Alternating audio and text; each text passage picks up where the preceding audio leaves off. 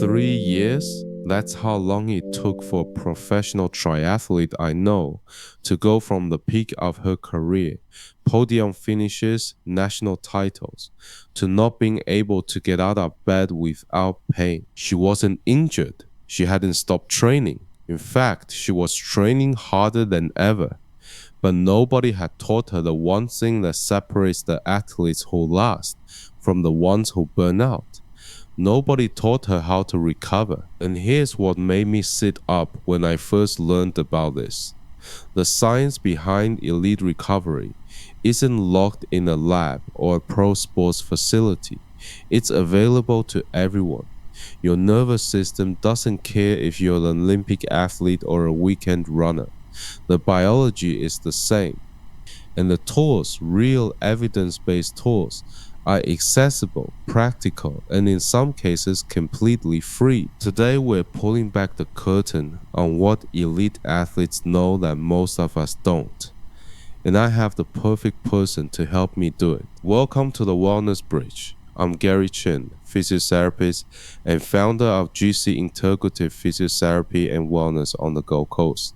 Every episode, we cross the bridge between cutting-edge Western science and the deep wisdom of Eastern traditions, because I believe the most powerful health insights live at that intersection. My guest today is Dr. Marcus Webb, exercise physiologist, high-performance recovery coach, and someone who has spent the last 2 decades working with elite athletes across triathlon, AFL, and Olympic weightlifting. Dr. Webb now consults with everyday people wanting to apply elite recovery strategies to their lives. Marcus, welcome to the Wellness Bridge. Thanks for having me, Gary. And I have to say, the bridge metaphor is exactly right. The gap between elite recovery knowledge and what most people actually do is enormous, and it doesn't need to be. So let's start with the story I told in the intro. That triathlete case, does that sound familiar to you? Heartbreakingly familiar. I'd say about half the athletes I see in serious trouble got there the same way. Not from one catastrophic training error, but from a slow, relentless failure to recover. They just kept loading stress on top of stress. The tank never refilled. And the word for that clinically is what? Overtraining syndrome, OTS. And I want people to understand, this is not a personality flaw. This is a physiological condition. Published case series from 2025 tracked 3 endurance athletes with full OTS.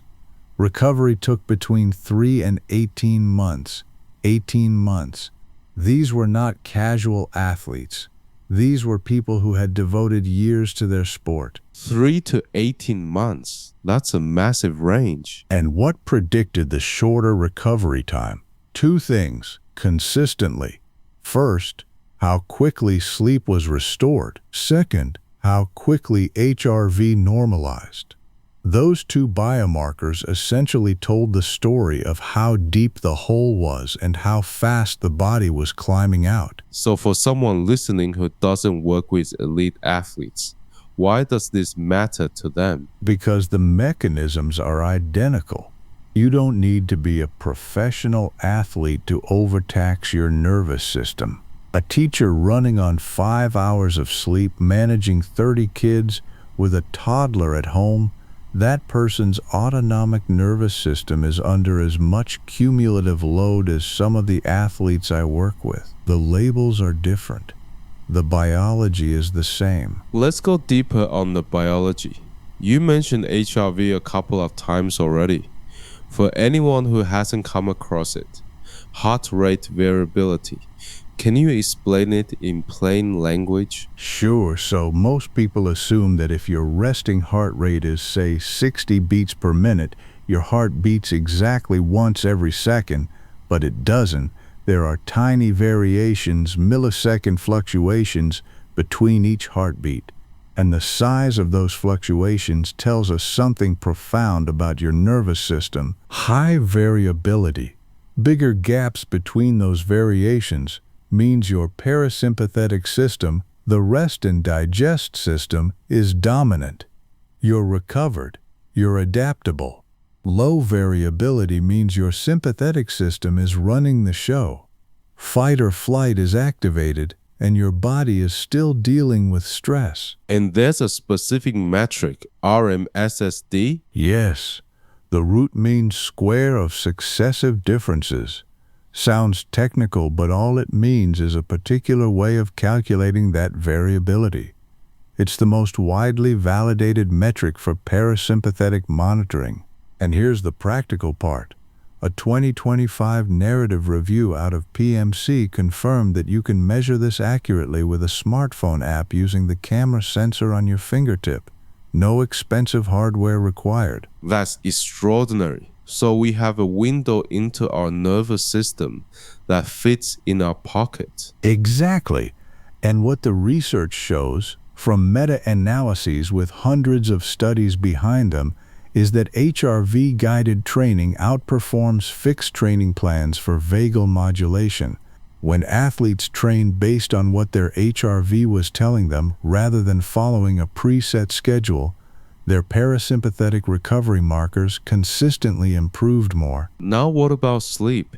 Because you flagged that as one of the two primary recovery predictors in the OTS case series. Sleep is the single most underutilized recovery tool in existence. A 2025 systematic review and meta-analysis, 45 studies confirmed that sleep deprivation reduces explosive power, speed, reaction time, and skill performance. But here's the mechanism that most people miss. Insufficient sleep doesn't just make you tired, it elevates cortisol. It suppresses growth hormone. It suppresses testosterone.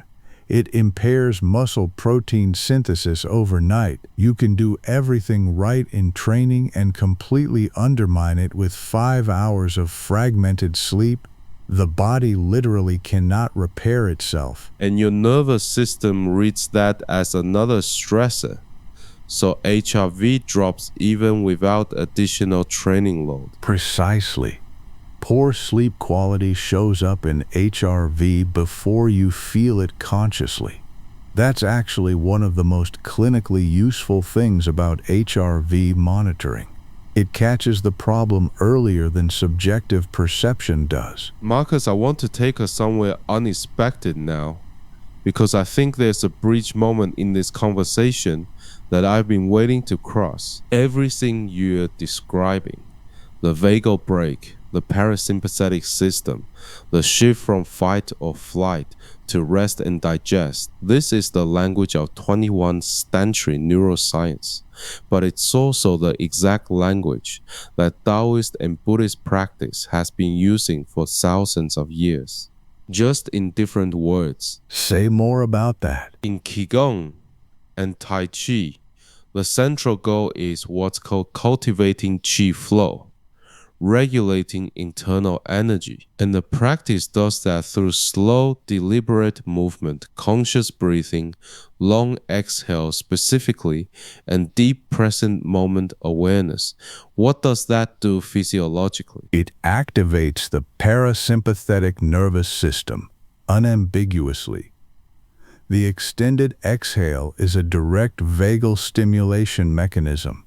There is now a VA-commissioned evidence map covering 2014 to 2024, 26 systematic reviews confirming high to moderate certainty of benefit across 21 health conditions. The primary mechanisms: cortisol reduction, parasympathetic activation, HRV improvement. So Qigong masters were essentially hacking the vagal brake long before Stephen Porges described polyvagal theory. That's a great way to put it. And polyvagal theory is now getting clinical traction in sports performance too. The framework distinguishes between what Porges calls the ventral vagal state, where you feel safe, connected, open, and the dorsal vagal state, which is the shutdown collapse response. Elite coaching is starting to explicitly train athletes to access and sustain ventral vagal states before, during, and after competition. The ancient texts would call that finding your center, your equilibrium. That's the same thing, just two different maps pointing to the same territory. And the evidence base is only growing, which means the clinicians, coaches, and practitioners who have been integrating these worlds, like what you do, Gary, they were right long before the papers caught up. Let's give our listeners something they can take away today. Marcus, if you had to give 5 evidence-based recovery upgrades to someone who's not an elite athlete, just someone who wants to feel better, perform better, recover better, what would you tell them? Number 1, track your HRV first thing in the morning for 2 to 4 weeks. Don't try to interpret day 1. Build a personal baseline, because HRV is individual. What's high for you might be low for someone else. You need your own reference point. Free apps, phone camera, it works. Number 2, guard your sleep like it's your most important training session, because it is. 7 to 9 hours, cool, dark room, consistent bedtime and wake time. Cut screen 60 minutes before bed. Every hour of sleep you sacrifice, you are directly undermining your recovery capacity. Number 3, do a 5-minute slow breathing practice every day. Breathe in for 4 seconds, out for 6 to 8 seconds. That extended exhale is direct vagal tone training. 5 minutes.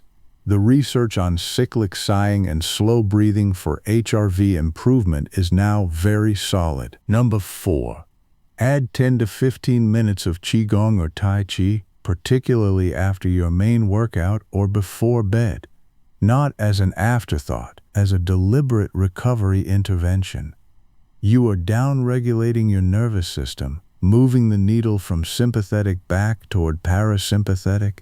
The evidence is behind it. And number 5, learn to read your HRV signals and respond to them. If your HRV is suppressed, don't push, go easy or rest. If it's elevated, you're primed, train hard. This is HRV-guided living. It sounds complex, but after a few weeks it becomes intuitive. 5 tools. And the remarkable thing is, elite athletes pay coaches thousands of dollars to build these systems, and everything you just described is accessible to anyone with a phone and the willingness to pay attention. That's exactly right. The nervous system doesn't discriminate. It responds to the same inputs whether you're chasing a world record or chasing your kids at the park. Marcus, I want to close with something that struck me when I first started integrating physiotherapy with Eastern practice. There's a Chinese concept, Wu Wei, which roughly translates to effortless action or non-forcing. The idea that the most powerful thing you can do is sometimes to stop pushing and let the system restore itself. And what you've laid out today is, in my view, the modern scientific translation of Wu Wei. Recovery is not passive. It is not doing nothing. It is an active, intelligent biological process, and our job is to stop interrupting it. That's a beautiful frame for it. And I think the people who make the biggest long-term gains in performance, in health, in quality of life, are the ones who understand that rest and recovery aren't the absence of effort. They're the other half of the equation. Dr. Marcus Webb, thank you so much for being on the Wellness Bridge today. This conversation has been everything I hoped it would be. Thank you, Gary. Keep building that bridge. And to everyone listening, if today's episode sparked something in you, please share it with someone you think needs to hear it. Leave a review, subscribe, and come back next week, because together we find balance in one. Take care of yourselves, Gold Coast and beyond.